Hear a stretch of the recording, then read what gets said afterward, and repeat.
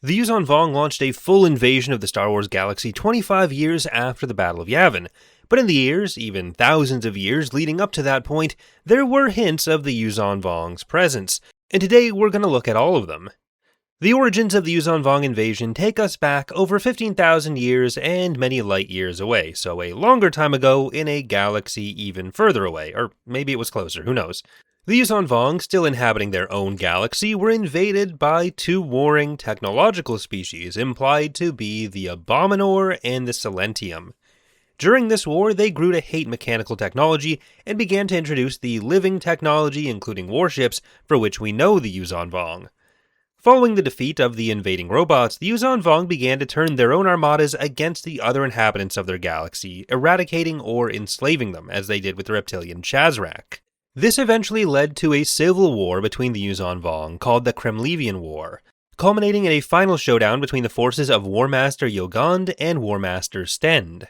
Yogand's forces won the war, killing Stend by destroying his fortress planet through the use of a tactic which would later go on to be called Yogand's Core. This involved using gravity-manipulating biotes called Dovin Basils to pull down a moon into the world. While Yogand emerged victorious, the galaxy was left in ruins, and the Yuuzhan Vong were punished by being stripped of their ability to use the Force. Their homeworld, Yuuzhan Tar, had also been destroyed in the process, but a seed of a new world managed to escape, ejected from the galaxy towards the galaxy far, far away, where it grew into a new living world, Zonama-Sikot, over the following 15,000 years, and it played a significant role in ending the Yuuzhan Vong War ultimately. The Yuuzhan Vong themselves also began their intergalactic voyage, seeking a new galaxy to invade and call home. Presumably this involves some level of scouting into different galaxies, rather than just beelining directly for the standard Star Wars galaxy. The earliest signs of Yuuzhan Vong presence came around 4000 BBY, or years before the Battle of Yavin, roughly the time of the Old Sith Wars and the Knights of the Old Republic games, but likely they had been around significantly before that. During the Old Sith Wars, creatures called Slivolith, which could propel themselves between worlds while hibernating, were encountered in various locations. These strange creatures were in fact early scouts created by the Yuuzhan Vong. They were introduced just as strange critters in the comics, but the Yuuzhan Vong connection was retconned in later by Wizards of the Coast.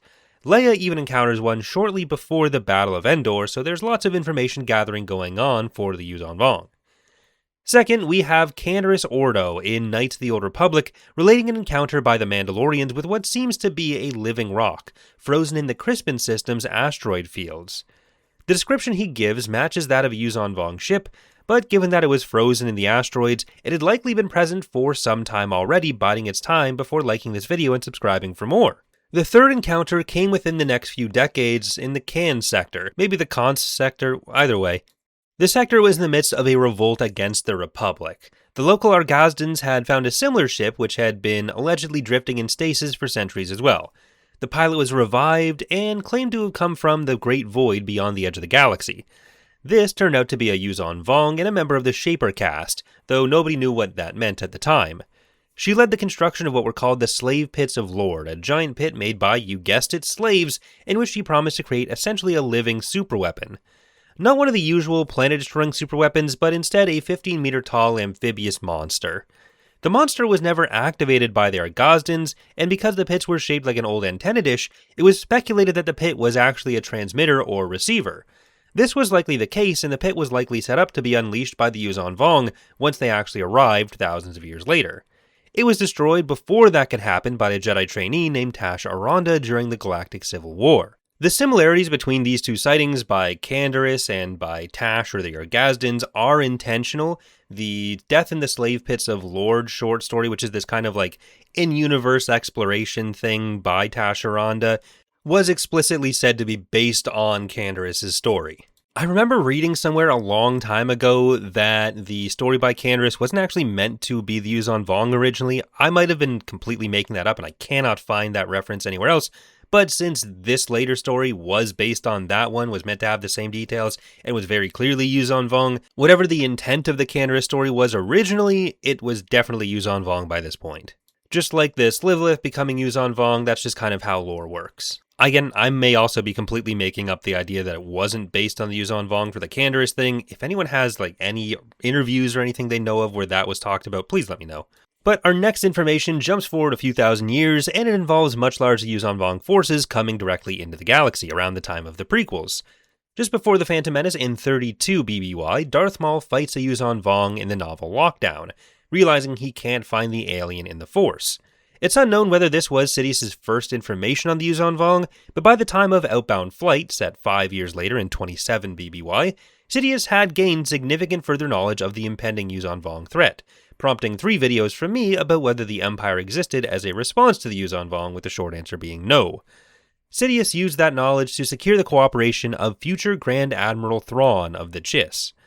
By this point, we're aware of significant further military operations by the Yuuzhan Vong in the galaxy.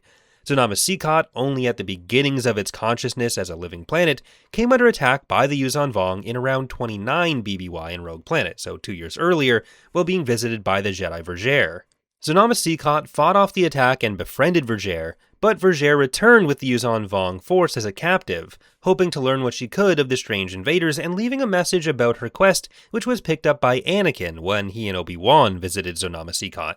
The inhabitants of Zonama Sekot, or Sekot, the Pharaohans, referred to the Yuuzhan Vong as the Far Outsiders, and this was the same term that Palpatine would use to refer to them, so there was likely some cross-pollination of information there.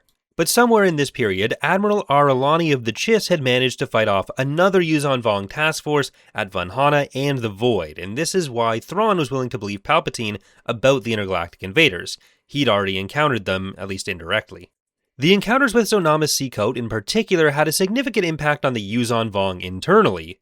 Word that a living world had been encountered made the Yuuzhan Vong leadership, including Supreme Overlord Quariel, question whether an invasion of the galaxy was a good idea at all, thinking the living planet was a warning from their gods to just go away.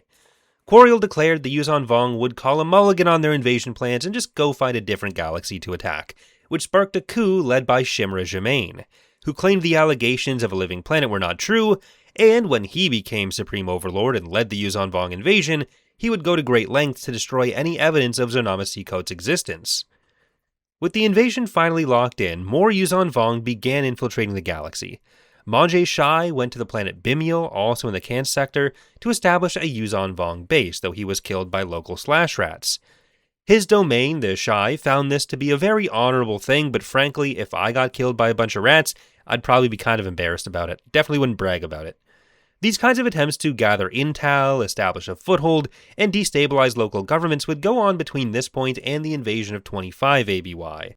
The most prominent figure when it came to these subterfuge efforts was a member of the Intendant Caste, basically the Yuuzhan Vong spies and administrators, named Nama Nor. He was primarily active after the Battle of Endor, exploring the galaxy and ingratiating himself to various political groups in various disguises to foment unrest. He worked with the leaders of the Empire in Crimson Empire, mostly by being an edgy guy in the shadows, and he also did things like pushing a cult called the Red Knights of Life on Ramamul, hoping to ignite a civil war between it and the neighboring Osarian. Basically, the less stable the galaxy when they invaded, the better for the Yuuzhan Vong, and the more they tried to push that. In the aftermath of the Yuuzhan Vong War, most of the surviving Vong left the known galaxy on Zonama Sekot, having re-established it as their home, but pockets of Yuuzhan Vong remained across their conquered territory. Elements of the main Yuuzhan Vong fleet led by War Master Nash Choka promised to cooperate with the Galactic Alliance to root out any resistance, but we never hear about that again. There were, however, Yuuzhan Vong involved in the attempts to restore some of the ruined worlds from the Yuuzhan Vong War as part of the Ossus Project, which the Sith under Darth Krayt then sabotaged, hoping to turn the galaxy against the Vong and the Jedi once again. Other individual Vong also found other hobbies, like the unnamed Vong who became a dark side Force user and who has been lovingly dubbed Vongorella by the fans. That's going to do it for today's look at the Yuuzhan Vong in the galaxy, though. Thank you for watching. I hope you've enjoyed the video. We're very close to 80,000 subscribers, which is itself not that far off from 100,000 subscribers, and I'd love to hit that someday, so if you are interested in the videos and you're not subscribed, click that button. I'd appreciate it. Thanks again for watching, and I hope to see you next time.